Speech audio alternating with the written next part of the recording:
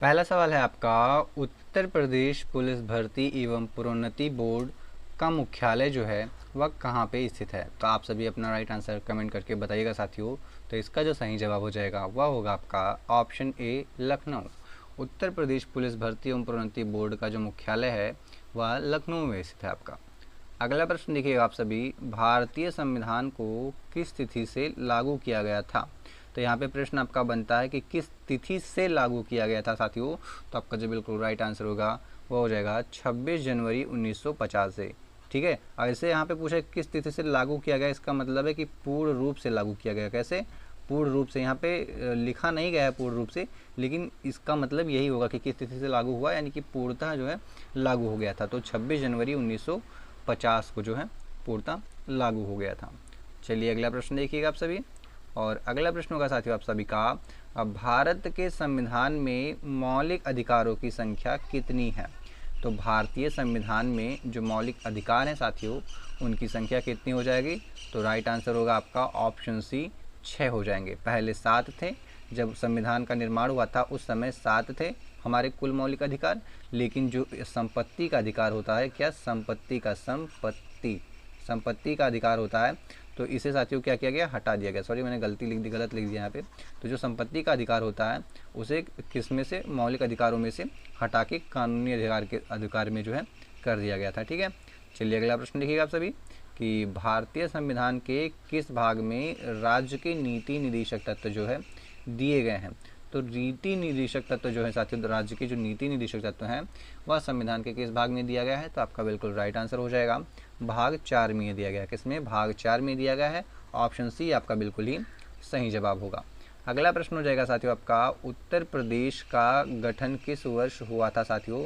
तो उत्तर प्रदेश का जो गठन है ये आपका वर्ष 1950 में हुआ था। कब, वर्ष 1950 में हुआ था। कब हुआ था, 24 जनवरी को। कब, 24 जनवरी को। आप ये डेट भी याद रखिएगा, 24 जनवरी 1950 साथियों। ठीक है, और इसी दिन जो है 24 जनवरी को, कब, 24 जनवरी को ही हमारा उत्तर प्रदेश स्थापना दिवस के रूप में भी मनाया जाता है। ठीक है, चलिए अगला प्रश्न देखिएगा आप सभी। और अगला प्रश्न है, आगरा किस नदी के किनारे स्थित है। तो आप सभी बताइएगा साथियों, जो आगरा नदी है वह जो आगरा है वह किस नदी के किनारे स्थित है। तो साथियों जो आगरा है आपका वह किस नदी के किनारे है। तो आपका बिल्कुल राइट आंसर हो जाएगा यमुना नदी के किनारे स्थित है। ऑप्शन ए बिल्कुल ही राइट आंसर होगा। नेक्स्ट क्वेश्चन देखिएगा आप सभी, भारत में कुल कितने राज्य हैं। तो भारत में राज्यों की कुल संख्या है 28। कितने हैं, 28 राज्य हैं भारत में कुल। अगला प्रश्न देखिएगा, सूर्य की ऊर्जा का मुख्य स्रोत क्या है साथियों। तो सूर्य की ऊर्जा का जो मुख्य स्रोत है वह आपका हो जाएगा नाभिकीय संलयन हो जाएगा। क्या हो जाएगा, नाभिकीय संलयन हो जाएगा। ऑप्शन बी आपका बिल्कुल राइट आंसर हो गया साथियों।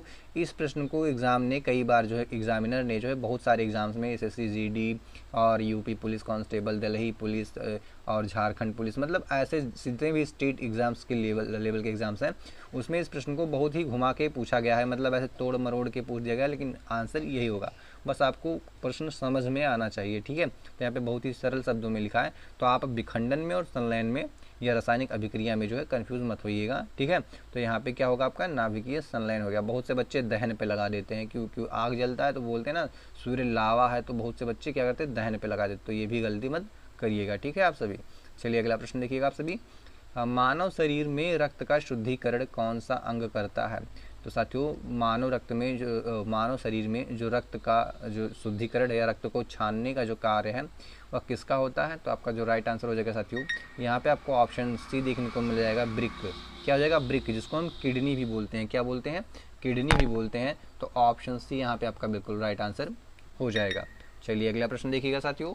और अगला प्रश्न आपका कुछ इस प्रकार से है कि विटामिन सी की कमी से, क्या है साथियों, विटामिन सी की कमी से कौन सा रोग होता है साथियों। तो विटामिन सी की कमी से जो होता है हमारा वो स्कर्वी होता है। क्या होता है, स्कर्वी होता है। क्या है, स्कर्वी होता है। ऑप्शन बी हमारा जो है बिल्कुल ही राइट आंसर हो जाएगा। चलिए नेक्स्ट क्वेश्चन देखिएगा साथियों। नेक्स्ट क्वेश्चन होगा आपका, भारत के प्रथम राष्ट्रपति कौन थे। तो भारत के जो प्रथम राष्ट्रपति थे साथियों वह कौन थे। तो आपका जो बिल्कुल राइट आंसर होगा डॉक्टर राजेंद्र प्रसाद। कौन, डॉक्टर राजेंद्र प्रसाद जी थे हमारे भारत के प्रथम राष्ट्रपति थे। तो ऑप्शन ए बिल्कुल ही राइट आंसर हो जाएगा आपका। नेक्स्ट क्वेश्चन देखिएगा आप सभी, भारत के संविधान निर्माता के रूप में किसे जाना जाता है? तो हु इज़ द राइटर, या फिर हम बोल सकते हैं फादर ऑफ इंडियन कॉन्स्टिट्यूशन। तो आप बोल सकते हैं, मतलब कह सकते हैं the father of Indian constitution doctor Bhimrao Ambedkar. Option C आपका बिल्कुल ही राइट आंसर हो जाएगा। चलिए नेक्स्ट क्वेश्चन देखिएगा। हाँ, और मैं आपको ये बता दूं, यहाँ पे doctor B are Ambedkar ji का नाम आ गया है, तो इनसे रिलेटेड एक और फैक्ट बता देता हूँ जो बहुत बार एग्जाम्स में पूछा जाता है। आर्टिकल 32 क्या है? आर्टिकल 32 को जो है किसने जो है संविधान की आत्मा कहा है? तो संविधान की आत्मा क्या है, किसने कहा है साथियों? संविधान की आत्मा, the Saul of the constitution, संविधान की आत्मा, ठीक है, किसने कहा है? तो वो डॉक्टर अंबेडकर ने ही कहा है, ठीक है। तो यह भी आप याद रखिएगा, यह भी प्रश्न बहुत बार एग्जाम में पूछा जाता है और बार बार रिपीट होता रहता है, ठीक है। नेक्स्ट क्वेश्चन देखिएगा, उत्तर प्रदेश की राजधानी क्या है साथियों? तो उत्तर प्रदेश की तो राजधानी आप सभी को पता होगा, लखनऊ है। क्या है? लखनऊ है। और यहीं पे आपका उत्तर प्रदेश पुलिस का जो मुख्यालय है वह भी यहीं पे ही है, ठीक है। और यहाँ पे लखनऊ में वो कई सारे पक्षी अभ्यारण्य हैं, आप सभी को अभी आगे इससे रिलेटेड क्वेश्चन मिलेगा और मैं उसको एक्सप्लेन कर दूंगा अच्छे से, ठीक है।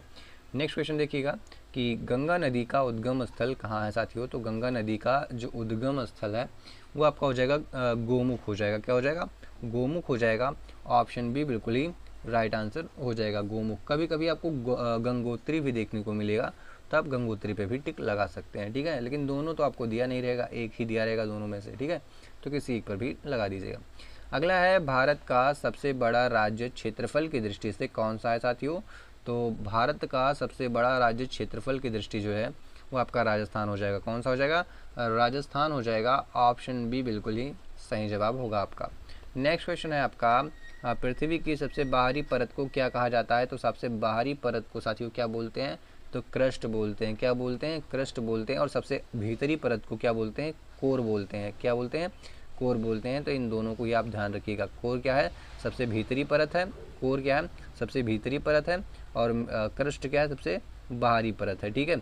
ये जैसे ये मान लीजिए ये पृथ्वी है, तो सबसे जो बीच वाला परत है ये आपका कोर कहलाता है। क्या कहलाता है? कोर कहलाता है। और ये जो बाहर का परत है साथियों, यह क्या कहलाता है? ये क्रस्ट कहलाता है। क्या क्या कहलाता है? क्रस्ट, ठीक है। इसको मैं आपको और डिटेल में बताऊंगा कि कैसे कितने कितने लेयर में जो है पृथ्वी हमारी बटी हुई है। आगे देखिएगा आप सभी कि प्रकाश वर्ष किसकी इकाई है? तो प्रकाश वर्ष जो है साथियों यह दूरी की इकाई है, ठीक है। किसकी इकाई है? दूरी की इकाई है। बहुत से बच्चे इसे है प्रकाश की इकाई मान लेते हैं, तो यह समय की इकाई मान लेते हैं, लेकिन ये किसकी इकाई है? दूरी की इकाई हो जाएगा आपका, ठीक है। चलिए नेक्स्ट क्वेश्चन देखिए आप सभी। नेक्स्ट क्वेश्चन हो जाएगा आपका कि भारत में हरित क्रांति का प्रमुख श्रेय किसे दिया जाता है? तो भारत में जो हरित क्रांति का प्रमुख श्रेय है साथियों वह किसे दिया जाता है? तो MS स्वामीनाथन को दिया जाता है। इन्हें भारत में हरित क्रांति के जनक के रूप में भी जाना जाता है। तो ऑप्शन ए आपका यहाँ पे बिल्कुल सही जवाब होगा। अगला प्रश्न देखिएगा आप सभी, भारत में सबसे लंबी नदी कौन सी है साथियों? तो भारत में जो सबसे लंबी नदी है वो आपका हो जाएगी गंगा नदी, जिसकी लंबाई कितनी है? 25 किलोमीटर। कितनी? 25 किलोमीटर। याद रखिएगा, आसान होगा थोड़ा, ठीक है। 25 किलोमीटर। अगला प्रश्न देखिएगा आप सभी कि भारतीय संसद के कितने सदन हैं? तो भारतीय संसद के साथियों कुल 2 सदन है। कौन? एक निम्न सदन, एक उच्च सदन। उच्च सदन, निम्न सदन, लोकसभा, राज्यसभा, ठीक है। चलिए अगला प्रश्न देखिएगा आप सभी कि लोकसभा के सदस्यों का कार्यकाल कितने वर्षों का होता है? तो लोकसभा के जो सदस्यों का कार्यकाल है साथियों वो आपका 5 वर्ष होता है। कितना होता है? 5 वर्ष होता है। अगला प्रश्न है साथियों आपका कि राज्यसभा को किस प्रकार का सदन कहा जाता है? तो राज्यसभा को साथियों क्या कहा जाता है? तो आपका राइट आंसर हो जाएगा अस्थाई सदन कहा जाता है। किसे? अस्थाई सदन कहा जाता है। किसको? राज्यसभा को, ठीक है।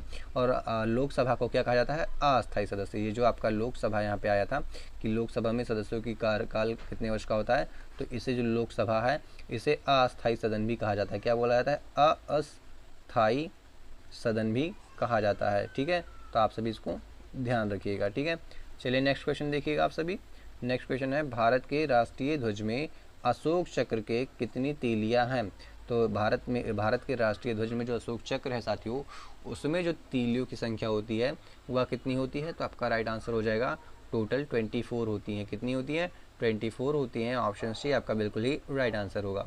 कभी कभी इस चक्र का रंग भी पूछ लेता है कि ये जो अशोक भारत के राष्ट्रीय ध्वज में जो अशोक चक्र है वह किस रंग का होता है, तो वह नीला होता है। कैसा होता है? नीला होता है। ये भी ध्यान रखने वाली बात है, ये सभी कभी कभी डीपली पूछ लेता है ऐसे नॉर्मली। ठीक है, नेक्स्ट क्वेश्चन देखिएगा आप सभी कि भारत का राष्ट्रीय पशु कौन सा है साथियों। तो भारत का जो राष्ट्रीय पशु है वह हमारा कौन सा हो जाएगा? बाघ हो जाएगा। कौन हो जाएगा? बाघ जो है वह भारत का राष्ट्रीय पशु है। ऑप्शन सी बिल्कुल ही राइट आंसर होगा।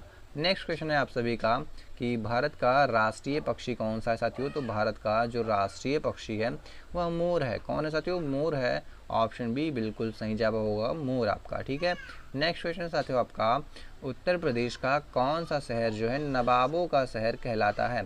तो नवाबों का जो शहर है साथियों किसे कहा जाता है? तो लखनऊ जो हमारा है उसे नवाबों के शहर से के नाम से जो है जाना जाता है। तो ऑप्शन बी बिल्कुल ही राइट आंसर होगा। नेक्स्ट क्वेश्चन होगा आपका, ताजमहल किसके द्वारा बनवाया गया था साथियों। तो जो ताजमहल है हमारा यह शाहजहां के द्वारा बनवाया गया था। किसके द्वारा? शाहजहां के द्वारा बनवाया गया था। ऑप्शन सी शाहजहां आपका बिल्कुल ही सही जवाब होगा। अगला प्रश्न होगा आपका, प्लासी का युद्ध किस वर्ष हुआ था साथियों। तो प्लासी का युद्ध कब हुआ था? 1757 में हुआ था। ऑप्शन ए आपको देखने में मिल जाएगा। ऑप्शन ए बिल्कुल राइट आंसर हो जाएगा। प्लासी का जो युद्ध है साथियों वह 1757 में हुआ था। नेक्स्ट क्वेश्चन है आपका, 1757 की क्रांति का प्रमुख केंद्र कौन सा था। तो प्रमुख केंद्र जो था साथियों हमारा कौन सा हो जाएगा? तो आपका बिल्कुल राइट आंसर हो जाएगा दिल्ली। दिल्ली जो था साथियों वह 1857 की क्रांति का प्रमुख केंद्र था। अगला है आपका, सत्यार्थ प्रकाश पुस्तक के लेखक कौन है। तो सत्यार्थ प्रकाश पुस्तक जो है साथियों इसके लेखक हो जाएंगे स्वामी दयानंद सरस्वती। कौन? स्वामी दयानंद सरस्वती। ऑप्शन ए आपका बिल्कुल ही राइट आंसर होगा। नेक्स्ट क्वेश्चन देखिएगा आप सभी, कोशिका का ऊर्जा गृह किसे कहा जाता है। तो कोशिका का ऊर्जा गृह जो साथियों माइटोकॉन्ड्रिया को कहा जाता है। Powerhouse of the cell किसे कहा जाता है? माइटोकॉन्ड्रिया को कहा जाता है कोशिका का ऊर्जा गृह। ऑप्शन बी आपका बिल्कुल सही जवाब होगा। अगला प्रश्न होगा आपका, रक्त का थक्का बनाने में कौन सा तत्व सहायता करता है। तो ऑप्शंस आपके हो जाएंगे सोडियम, कैल्शियम, पोटेशियम या आयरन। तो इसमें जो आपका बिल्कुल राइट आंसर होगा वह हो जाएगा कैल्शियम। ऑप्शन बी बिल्कुल सही जवाब होगा। और साथियों विटामिन के जो होता है विटामिन के यह भी थक्का जमाने में बहुत ही महत्वपूर्ण भूमिका निभाता है। आप लोग बहुत से लोग पोटेशियम पे टिक लगा रहे होंगे लेकिन नहीं, पोटेशियम नहीं होगा आपका, कैल्शियम बिल्कुल सही जवाब होगा। ठीक है, चलिए नेक्स्ट क्वेश्चन देखिएगा आप सभी कि दूध के खट्टा होने का कारण क्या है। तो दूध के खट्टा होने का जो कारण है साथियों वो आपका हो जाएगा किण्वन। क्या हो जाएगा? किण्वन हो जाएगा। ऑप्शन बी बिल्कुल सही जवाब होगा। चलिए नेक्स्ट क्वेश्चन देखिएगा, विद्युत धारा की यसाई इकाई क्या है। तो विद्युत धारा की यसाई इकाई जो साथियों होगा एम्पियर। क्या होगा? एम्पियर हो जाएगा। नेक्स्ट क्वेश्चन है आपका, ज्वार का सामान्य कारण किसके संक्रमण से होता है। तो ज्वर जो होता है साथियों, ज्वर का जो सामान्य कारण है साथियों, मैंने ज्वार बोला था अभी शायद, तो ज्वर होगा। ज्वर का सामान्य कारण किसके संक्रमण से होता है। तो साथियों यानी ज्वर यानी कि बुखार। तो बुखार जो होता है साथियों ये आपका किसके कारण होता है। तो आपका जो बिल्कुल राइट आंसर हो जाएगा साथियों वो हो जाएगा वायरस। किसका? वायरस हो जाएगा। ऑप्शन बी बिल्कुल ही राइट आंसर होगा। नेक्स्ट क्वेश्चन होगा आपका, भारत का सर्वोच्च न्यायालय कहाँ स्थित है। तो साथियों भारत का जो सर्वोच्च न्यायालय है वह नई दिल्ली में स्थित है। कहाँ पे? नई दिल्ली में। नेक्स्ट है, भारत के मुख्य न्यायाधीश की नियुक्ति कौन करता है। तो भारत के मुख्य न्यायाधीश की जो नियुक्ति है साथियों वह कौन करेंगे। तो आपका जो बिल्कुल राइट आंसर होगा वह हो जाएगा कौन। तो बिल्कुल राइट आंसर होगा राष्ट्रपति। कौन? राष्ट्रपति। ऑप्शन ए बिल्कुल सही जवाब होगा। नेक्स्ट होगा आपका, मौलिक कर्तव्यों की संख्या कितनी है साथियों। तो मौलिक कर्तव्यों की जो संख्या है वह टोटल 11 है। कितनी है? मौलिक कर्तव्य हमारे कुल 11 हैं। ऑप्शन डी बिल्कुल ही सही जवाब होगा 11। नेक्स्ट क्वेश्चन होगा हमारा, भारत का राष्ट्रीय खेल क्या है साथियों। तो भारत का जो राष्ट्रीय खेल है वह हॉकी। क्या है?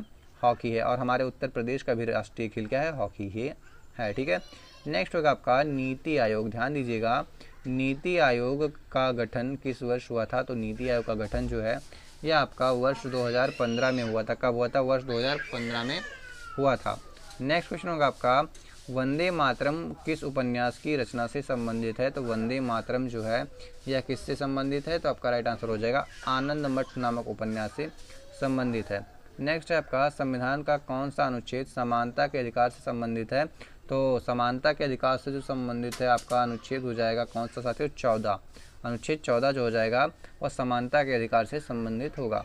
नेक्स्ट है आपका अनुच्छेद 21 किस आधार से संबंधित अधिकार से संबंधित है? तो अनुच्छेद 21 जो है साथियों वह आपका जीवन और व्यक्तिगत स्वतंत्रता से संबंधित है। चलिए अगला प्रश्न देखिएगा, उत्तर प्रदेश का प्रमुख फसल उत्पादन क्षेत्र कौन सा है? तो उत्तर प्रदेश का प्रमुख फसल उत्पादन क्षेत्र जो है वह कौन सा हो जाएगा? तो बिल्कुल राइट आंसर हो जाएगा, वह हो जाएगा गेहूँ। गेहूँ का जो है उत्तर प्रदेश का जो प्रमुख फसल उत्पादन है वो आपका गेहूँ हो जाएगा। ठीक है, तो नेक्स्ट क्वेश्चन देखिएगा आप सभी, भारत में जनगणना सामान्यतः कितने वर्ष के अंतराल पर होती है साथियों? तो भारत में जो जनगणना है वह सामान्यतः 10 वर्षों के अंतराल पर होती है। ठीक है, नेक्स्ट क्वेश्चन देखिएगा, ऑपरेशन सिंदूर जो है वह किस क्षेत्र से संबंधित है?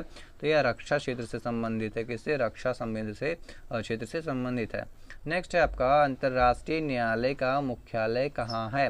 तो साथियों अंतर्राष्ट्रीय न्यायालय का जो मुख्यालय है वो आपका कहाँ पे हो जाएगा? तो बिल्कुल राइट आंसर होगा आपका हेग में। कहाँ पे? हेग में हो जाएगा। ठीक है, नेक्स्ट क्वेश्चन आप सभी देखिएगा साथियों, संयुक्त राष्ट्र संघ की स्थापना किस वर्ष हुई थी? तो संयुक्त राष्ट्र संघ की जो स्थापना है यह आपका हुआ था वर्ष 1945 में। कब? वर्ष 1945 में। नेक्स्ट क्वेश्चन है साथियों आपका, भारत में चंद्रयान 3 की सफल सॉफ्ट लैंडिंग, क्या है? सफल सॉफ्ट लैंडिंग किस स्थान के पास हुई थी? तो भारत में जो चंद्रयान 3 की जो सफल सॉफ्ट लैंडिंग है साथियों ये आपका चंद्रमा के दक्षिणी ध्रुवीय क्षेत्र में हुआ था। ठीक है, नेक्स्ट क्वेश्चन होगा आपका साथियों, अर्थशास्त्र के लेखक कौन माने जाते हैं? तो अर्थशास्त्र के जो लेखक हैं साथियों वह आपके कौन माने जाते हैं? जो चाणक्य माने जाते हैं। कौन? चाणक्य। चाणक्य जो है वह आपके अर्थशास्त्र के लेखक माने जाते हैं। इनका एक और अन्य नाम भी है, क्या है? कौटिल्य। क्या साथियों? कौटिल्य भी आपको कहीं कहीं देखने को मिल जाएगा क्योंकि इनके बचपन का नाम जो है कौटिल्य ही था। ठीक है, तो यह वीडियो यहीं समाप्त होती है साथियों, मिलते हैं नेक्स्ट वीडियो में, तब तक के लिए जय हिंद दोस्तों।